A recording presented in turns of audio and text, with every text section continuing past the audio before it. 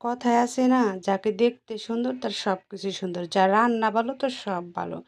ঘরের মেয়েদের জন্য রান্নাই ভালো। তো আমি এখানে রসুন, পেঁয়াজ, সব ধরনের মশলা, কাঁচামরিচ দিয়ে মশলা দিয়ে ফ্রাই করে নিলাম। এখন আমি কি রান্না করব? একদিন আমি আমার ম্যাডামকে ঝাল করে বাংলাদেশি বেগুন ভাইজা আর আলু ভাইজা রান্না করে খাওয়াইছিলাম। ও মাই গড! ওটা খেয়ে তো ম্যাডামের মা, বাবা, ম্যাডামের বোন অস্থির।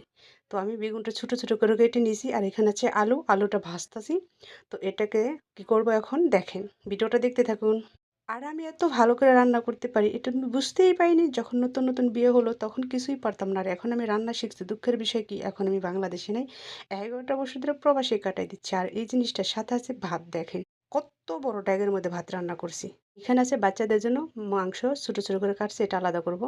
তো এইবার আপনাদের বাংলাদেশে গেলে আপনাদের দুলাবের রান্না কইরা খাওয়াইতে খাওয়াইতে মাইরে ফেলাম। আর আমার রেসিপিগুলো আপনাদের কেমন লাগে কমেন্টে একটু জানাইবেন তো।